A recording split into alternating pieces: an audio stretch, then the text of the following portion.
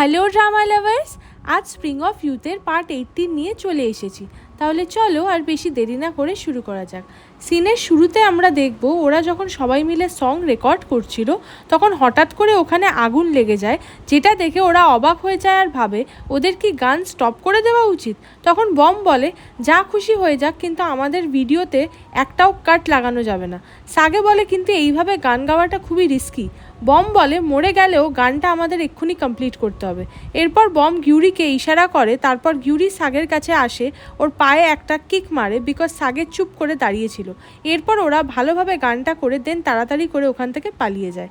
Next সিনে আমরা চো এন্টারটেনমেন্ট গ্রুপকে একসাথে দেখি, কারণ এখানে দ্য ক্রাউন গ্রুপের নিউ মেম্বারের ফেস রিভিল হচ্ছে।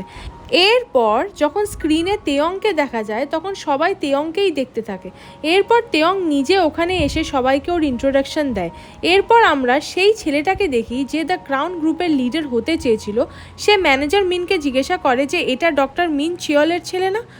তখন ম্যানেজার মিন বলে হ্যাঁ, ডক্টর মিন চেয়ল মিস্টার চোয়ের ফ্রেন্ড, আর তাছাড়া ডক্টর মিন চেয়ল এই কোম্পানিতে ওনার অনেক বড় শেয়ারও দিয়ে রেখেছে। এটা শোনার পর ছেলেটা একটু বিরক্ত হয় আর বলে আচ্ছা, তাহলে ও এখানে ওর বাবার কারণে এসেছে আর একে আমাদের মতন দিন রাত কষ্ট করে ট্রেনিংও করতে হলো না। চারদিক থেকে তেয়ংকে নিয়ে পজিটিভ কমেন্ট আসতে শুরু করে। তেয়ংকে নিয়ে সবাই কমেন্ট করতে স্টার্ট করে যে ওয়াও, নিউ মেম্বার ভীষণই ভালো এবং দেখতে ভীষণ কিউট অ্যান্ড হ্যান্ডসাম, আর ওর গানের গলাও ভীষণ সুন্দর। এসব দেখে ডক্টর মিন চেয়ল এবং মিস্টার চো ভীষণ খুশি হচ্ছিল। এদিকে আমরা বমদেরকে দেখি, ওরা তেয়ংকে চো এন্টারটেনমেন্টের থেকে ভীষণ রেগে যায়। বিশেষ করে গিউরি খুব রেগে যায় আর বলে তেয়ং এটা কি করে করতে পারলো? ও কি জানে না যে চো এন্টারটেনমেন্ট মোটেও ভালো না? ও কি ভাবছে ও এইভাবে সাগের জায়গা নিয়ে নেবে? এরপর সাগে উঠে দাঁড়িয়ে পড়ে এবং তেয়ংকে কল করবে বলে ঠিক করে। তখন বম ওকে আটকে দেয় আর বলে তেয়ং যা করছে ওকে করতে দাও। এরপর বম গিউরিকে জিজ্ঞাসা করে আমাদের কভার সংটা কখন আপলোড হবে? আশা করি আমাদের কভার সংটাকেও মানুষজন খুব পছন্দ করবে। গিউরি বলে আর একটুখানি সময়ের অপেক্ষা। এরপর ফাইনালি ওরা ওদের কভার সংকে আপলোড করে দেয়, কিন্তু ওরা এখনও জানে না যে ওদের কভার সংটাকে আদৌ মানুষের ভালো লাগবে কিনা। এদিকে আমরা চো এন্টারটেনমেন্টকে দেখব, যেখানে সবাই দেখছে দ্য ক্রাউন গ্রুপের নিউ মেম্বার তেয়ংয়ের ফেস রিভিল এবং সিউ লেটার সংটা কিভাবে ভাইরাল যাচ্ছে। এরপরেই হঠাৎ করে ভিউ আসা বন্ধ হয়ে যায়। সবাই বুঝতে পারছিল না যে হচ্ছেটা কি। তখন ওরা খুঁজে বার করে সিউ লেটার সঙের কভার সং বার করা হয়েছে এবং আপলোড হয়েছে। এরপর মিস্টার কাং মিস্টার চোকেও সেই কভার সংটা দেখায়, যেটা দেখে মিস্টার চো শক হয়ে যায়। অ্যাকচুয়ালি সাগের কভার সং তেয়ংয়ের ফেস রিভিল ভিডিওকে পেছনে ফেলে অনেক ভাইরাল হয়ে যায়। সিওল বলে এই ছেলেটা ভীষণই খুশি হয় বিকজ এই কভার সংটা তেয়ংয়ের ফেস রিভিল ভিডিওকে ডাউন করে দিয়েছে। ও তখন ওর অফিসিয়াল অ্যাকাউন্ট থেকে ওই ভিডিওর নিচে কমেন্ট করে দেয় যে এটা একদম perfect are amazing cover song, আমাদের মেন সংটার থেকেও। এইদিকে হানজো গ্রুপের সবাইও খুব অবাক হচ্ছিল সাগের কভার সং শুনে আর বলে এটা কে, আমি তো এর ফ্যান হয়ে গেলাম। এদের টিমও খুব ভালো এবং ভীষণ ভালো ভয়েস। অ্যাকচুয়ালি সাগের টিমের সবার মুখ যেহেতু ঢাকা ছিল, তাই এরা এখন কেউ জানে না যে ওটা সাগের করা কভার সং, যাকে ওরা ওদের শত্রু মনে করে। তাই জন্য কিছু না জেনেই ওরা সাগের কভার সংকে সাপোর্ট করতে শুরু করে। এইদিকে চো এন্টারটেনমেন্টের সবার মধ্যে কিউরিসিটি বেড়ে গেছিলো যে এরা চারজন কারা সেটা দেখার জন্য। সবাই ওদের ফেস দেখার জন্য কিউরিয়াস ছিল। তখন ম্যানেজার মিন বলে 3 মিলিয়ন ভিউজ হলে ওরা ওদের ফেস রিভিল করবে। এরপর ম্যানেজার মিন জিনাকে বলে এদের চারজনকে আমাদের এজেন্সিতে আনা উচিত, যাতে এরা আমাদের দ্য ক্রাউন গ্রুপের সাথে মিলে এই সংটা সিং করতে পারে। যেটা শুনে জিনা ওদের ওপর রেগে গিয়ে বলে আজকের দিনে তেয়ংয়ের face reveal video trending number 1-এ আসা উচিত ছিল, এদের ভিডিওটা নয়। আর তোমরা একটু চুপচাপ থাকো, অন্যদের জন্য এত এক্সাইটেড হয়ে লাভ নেই কোনো। নেক্সট সিনে আমরা তেয়ংকে দেখি, ও আপসেট ছিল এটা ভেবে যে আজকের দিনটা ওর হতে পারতো, বাট সেটা হলো না। তেয়ং অলরেডি বুঝে গেছে যে এটা বম, সাগে, গিউরি আর জিঙ্গু ছিল, যার জন্য ওর মন আরও ভেঙে যায় আর ও মনে মনে বলে ওরা আমার সাথে এমনটা করতে পারলো কি করে। এইদিকে আমরা ওদের সবাইকে ভীষণই হ্যাপি দেখি। ওরা ভাবতেই পারছে না যে ওদের ভিডিও ট্রেন্ডিং নাম্বার 1-এ চলে এসেছে, আর যেহেতু 3 মিলিয়ন ভিউজও কমপ্লিট হয়ে গেছে, তাই জন্য ওরা ওদের ফেস রিভিল ভিডিওটাও আপলোড করে দেয়। এরপর ওরা কলেজ যাবে বলে উঠে পড়ে সবার লাইভ রিয়াকশন নেবে বলে। এইদিকে গিউরির মাও খুব খুশি হচ্ছিল ওদের সং শুনে, ওনারও সং খুব পছন্দ হয়েছে। নেক্সট সিনে হানজো গ্রুপের সবাই যখন ওদের ফেস রিভিল ভিডিও দেখে তখন ওরা শক হয়ে যায়। ওরা বলে আমরা কিছু না জেনেই আমাদের শত্রুকে সাপোর্ট করে ফেলেছি, এটা সাগে ছিল। এরপর ওরা যখন চারজন কলেজে আসে তখন ওদের সবাই ঘিরে ধরে সেলিব্রিটিদের মতো। সবাই ওদের কভার সঙের ভীষণ তারিফ করছিল, সবাই ওদের কভার সঙের ফ্যান হয়ে গেছে। এইদিকে হানজু গ্রুপের সবাই এখনও বুঝতে পারছে না যে ওরা ওদের শত্রুদেরকে সাপোর্ট করে ফেলেছে।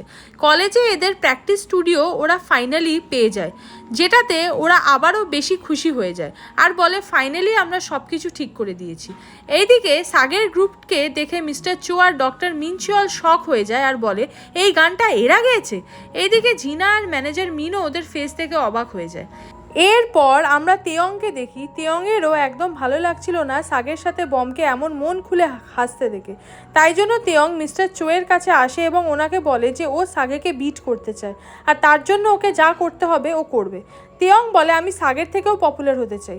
মিস্টার চো তেয়ংকে বলে ঠিক আছে, তুমি যদি এটাই চাও তাহলে সাগে এরপর থেকে ওর সব প্ল্যানে আর সাকসেসফুল হতে পারবে না। নেক্সট ডে ওরা যখন ওদের প্র্যাকটিস রুমে ছিল তখন বম এসে ওদের বলে যে ওদের কাছে ফার্স্ট পারফরমেন্স বুকিং এসেছে, যেটা শুনে ওরা সবাই খুব খুশি হয়ে যায়। এরপর বম ওদের বলে যে কিন্তু এটা সুইট পটেটো ফেস্টিভ্যালের বুকিং।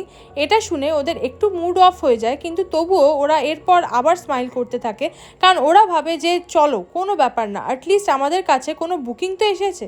এটাই হলো আমাদের নিউ পথ চলার শুরু। এরপর নেক্সট সিনে আমরা দেখব ওরা একসাথে একটা বাস স্টপে সুইট পোট্যাটো বক্স নিয়ে বসে আছে। অ্যাকচুয়ালি গ্রামের লোকেরা ওদের পারফরমেন্স দেখে টাকা না দিয়ে ওদের অনেক সুইট পোট্যাটো দিয়ে দিয়েছে, যার জন্য ঘিউরি একটু বমের ওপর রেগে যায় আর বলে তুমি এরকম ফ্রি বুকিং কেন নিয়েছিলে। এরপর সাগে ঘিউরিকে বলে থামো। এরপর বম ঘিউরিকে বলে আমাদের নেক্সট বুকিং একটা রেজর্টে পড়েছে আর সেখানে আমরা পারফরমেন্স করলে 5 মিলিয়ন ওন পাবো, যেটা শুনে সবাই শক হয়ে যায় আর জিঙ্গু বলে এটা কি সত্যি। এরপর ওরা চারজন যে যার জিনিস নিয়ে চলে যেতে থাকে, বাট এখানে ঘিউরির একটু অবাক লাগে কারণ সাগে বমের কিছু জিনিস ওর সাথে নিয়ে যায় যাতে বমের কষ্ট না হয়, যেটা দেখে ঘিউরি বলে সাগে এটা কেন করলো, এখানে তো আমাদেরও জিনিসপত্র ছিল, ওর তো আমাকেও হেল্প করা উচিত ছিল। এরপর আমরা ওদেরকে সেই রেজর্টে দেখি যেখানে ওদের পারফরমেন্সের কথা আছে। ওরা অনেক লোকজন দেখে ভীষণই এক্সাইটেড হয়ে যায় আর ভাবে যে কত লোক ওদের পারফরমেন্স দেখার জন্য এখানে এসেছে, কিন্তু ওরা যেই ওদের রুমের সামনে আসে তখন ওরা দেখে ওখানে ওদের গ্রুপের নামই নেই। বম চিন্তায় পড়ে যায় এবং ম্যানেজারকে কল করে যার সাথে ওর বুকিংয়ের কথা হয়েছিল, কিন্তু ওনার ফোন সুইচ অফ আসছিল। এরপর ওদের সামনে একজন এসে ওদেরকে জানায় এখানে আপনাদের পারফরমেন্স নেই, আজকে স্যার তেয়ংয়ের ফ্যান্স সাইন ইভেন্ট আছে। এটা শুনে ওদের মনটা খারাপ হয়ে যায়। এরপর ওদের সামনে থেকে যখন তেয়ং আসছিল তখন তেয়ংকে দেখে ওরা আরও বেশি সারপ্রাইজড হয়ে যায়। তেয়ং ওদের দূর থেকে দেখে বাট ওদের সাথে কোনো কথা না বলে ওদের ইগনোর করে চলে যায়। বম এই লোকটিকে বলে দেখুন আমাদের ঠিক এইভাবে বুকিং হয়েছিল, আমাদেরও আজকে এখানে পারফরমেন্স হওয়ার কথা ছিল। তখন ওই লোকটি বমকে বলে দেখুন আমার মনে হচ্ছে আপনাদেরকে কেউ বোকা বানিয়েছে, আপনারা প্লিজ এখন এখান থেকে আসুন। এই সময় রুমের ভেতরে বসে তেয়ং ওদের সব কথা শুনছিল।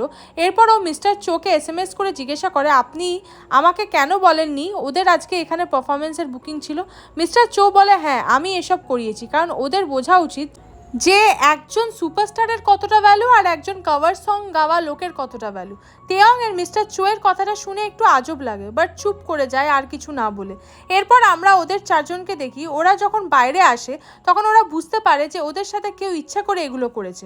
সাগে বলে কোনো ব্যাপার না, আমাদের সময় আসতে দাও, আমরা এদেরকে দেখিয়ে দেবো। গিউরি রেগে গিয়ে আউট অফ কন্ট্রোল চলে যায় এবং ও তেয়ংয়ের সাথে দেখা করতে যেতে থাকে আর এটা বলে যে নিজেকে খুব বড় সুপারস্টার মনে করেছে নাকি, আজকে আমি ওর অবস্থা খারাপ করেই ছাড়বো। ঠিক সেই সময় জিঙ্গু এসে গিউরিকে থামায়। এরপর বম ওদের বলে আমরা যখন এখানে চলেই এসেছি তাহলে এই মোমেন্টটাকে আমরা এনজয় করি। এরপর ওরা স্নোতে গিয়ে সবাই একসাথে খেলতে শুরু করে। ওরা একে অপরকে স্নো ছুঁড়ে মারতে থাকে। ওরা চারজন মিলে ভীষণ মজা করছিল স্নোতে। ঠিক তখন তেয়ং যখন ওর কারে করে যাচ্ছিল তখন ওদেরও দেখতে পায়। ওর একদমই ভালো লাগে না এটা ভেবে যে ওকে ছেড়ে এইভাবে ওরা আনন্দটা করছে কিভাবে। নেক্সট সিনে আমরা দেখি ম্যানেজার মিন সাগের ব্যান্ড সাইট থেকে সব পারফরমেন্স বুকিংগুলোকে ডিলিট করে দিচ্ছে।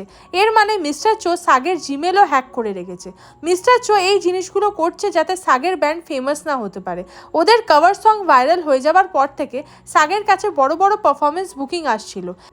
এই সময় সাগে ম্যানেজার মিনকে এসএমএস করে চেক করতে বলে যে মিস্টার চোর জিমেল হ্যাক করে রেখেছে কিনা। এরপর মিস্টার চো ম্যানেজার মিনের ফোনটা কেড়ে দেখে নেয় সাগের এসএমএস এবং ম্যানেজার মিনকে দিয়ে এসএমএস করায় যে না, মিস্টার চো করেনি এমন কিছু, উনি তেয়ংকে প্রমোট করাতে বিজি আছে এখন। যেটা শুনে সাগের মন খারাপ হয়ে যায় যে যখন ওদের কভার সং ভাইরাল গেছে তাহলে ওদের কাছে কেন কোনো বুকিং আসছে না। ওর পাশেই বম বসেছিল, বম যেন চিন্তা না করে তাই জন্য সাগে আবার নর্মাল কথা বলতে স্টার্ট করে। এরপর সাগে বমকে বলে ও বমকে অনেক জায়গাতে ঘুরতে নিয়ে যাবে, কারণ বম সবার জন্য এত ভাবে যে ও নিজেকে ইম্পর্টেন্স দিতে ভুলে যায়। তাই বম যেখানে যেখানে ঘুরতে চায় সাগে ওকে সেখানে সেখানে ঘোরাবে। সাগে বমকে প্রমিস করে যে ও বমের সব উইশলিস্টগুলোকে এক একটা করে কমপ্লিট করবে, যেটা শুনে বমও ভীষণ খুশি হয়ে যায়। সো হাই ড্রামা লাভার্স, এখানেই এই পার্টটি শেষ হলো। এই ড্রামার নেক্সট পার্টের নোটিফিকেশন পেতে চ্যানেলটিকে সাবস্ক্রাইব করে রেখো প্লিজ। দেখা হচ্ছে নেক্সট একটা পার্ট নিয়ে। বাই।